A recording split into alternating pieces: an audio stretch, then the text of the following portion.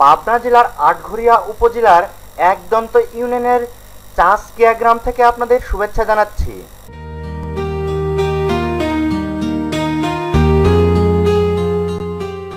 এই চাষকিয়া গ্রাম সারা বাংলাদেশে বিখ্যাত তাঁত শিল্পের জন্য।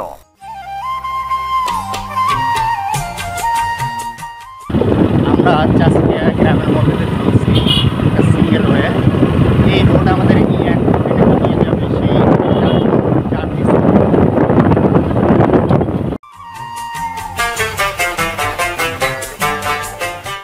এই চাষকিয়া গ্রামের উপরে আমি এর আগেও একটি ভিডিও আপলোড করেছি, আপনাদের মনে আছে কিনা। আমি বলেছিলাম যে এই চাষকিয়া গ্রাম থেকে উৎপাদিত বা তাঁতে বোনা যে লুঙ্গি আছে সেই লুঙ্গিগুলো সারা বাংলাদেশে বিক্রি হয় এবং এর বেশ জনপ্রিয়তা আছে।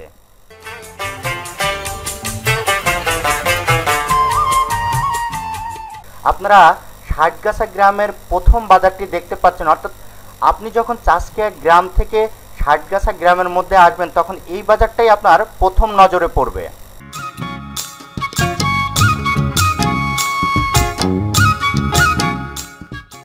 আমরা যে গ্রাম দিয়ে এখন চলেছি এই গ্রামটার নাম হলো ষাটগাছা গ্রাম। এটা আপনার চাষকিয়া গ্রামটা পাশে আসলে এই গ্রামটা পাবেন। আর রাস্তাটা যে খুব ভালো, আর রাস্তা ভালো হওয়ার ফলে যা হয় আর কি, বাইকের গতি বেড়ে যায়, গাড়ির স্পিডও বেড়ে যায়। চলছি আমরা।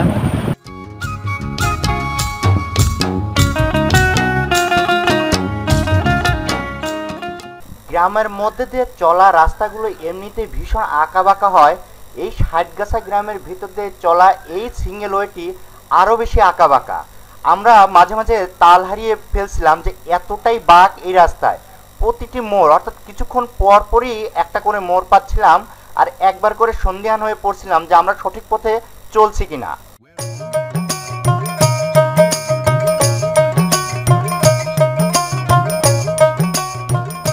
এই পথে আমাদের যাওয়ার কোনো ইচ্ছাই ছিল না, কিন্তু চাষকিয়া গ্রামে এসে ওনাদের কাছ থেকে শোনার পরে জানা গেল যে এই পথটাই সবচেয়ে শর্টকাট হবে। তবে যাই হোক না কেন, নতুন পরিবেশ, নতুন জনবসতি, নতুন গ্রাম, এর ভিতর দিয়ে যাওয়ার মজাই আলাদা। তবে এই গ্রামে প্রত্যেকটা বাঁকে কিছুক্ষণ পরপরই আপনি যখন একটা করে বাঁক পাবেন তার সঙ্গে ছোট্ট ছোট্ট বাজারও পেয়ে যাবেন।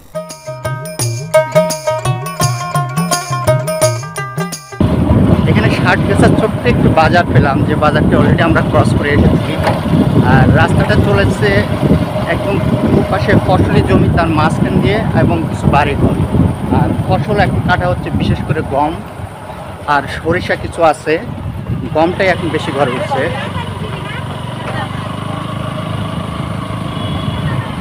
মাঠটা একদম কি বলে, গম পেকে গেছে, সোনালি রূপ ধারণ করছে। পুরো মাঠটাই এখন সেরকম মনে হচ্ছে যে সোনালি রূপ ধারণ করেছে।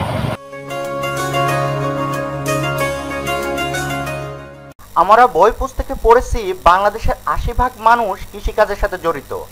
আপনি যখন এই গ্রামীণ পথ ধরে চলতে যাবেন তখন তার প্রমাণ আপনি প্রতি পদে পদে পেয়ে যাবেন।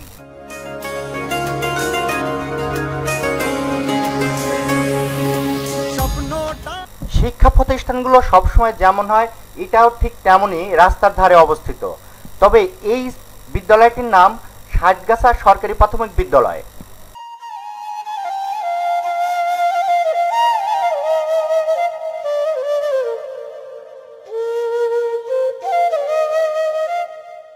গ্রামের মধ্যে চলবেন আর গ্রামীণ অনুভূতিটা আপনার ভিতরে থাকবে না, তা হবে না। আপনারা একটু খেয়াল করে দেখুন, রাস্তার দুধার দিয়ে প্রত্যেকটা বাড়ি, পরিবেশ এবং রাস্তা সবই আপনার গ্রামীণ যে ছাপ বা প্রকৃতি সেটা আপনাকে মনে করিয়ে দেবে।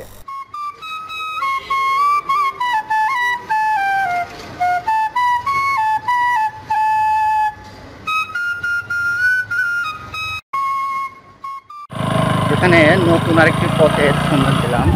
এখানে চার মাথা আছে, কোথায় সেই চার মাথা থেকে ইদিরপুরের ভিতর দিয়ে পাট্টাডাঙ্গা হয়েও যাওয়া যাবে। তো দেখি আমরা কোন পথে আসলে যেতে পারি।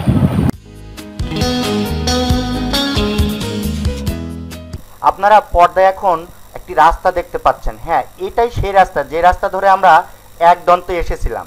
এটাই মূল রাস্তা। আমরা এই রাস্তা দিয়েই, অর্থাৎ ষাটগাছা যে গ্রাম সেই গ্রাম থেকে বের হয়ে আসলাম এবং নতুন পথের সন্ধানে আবার আমাদের ছুটে চলা শুরু হলো।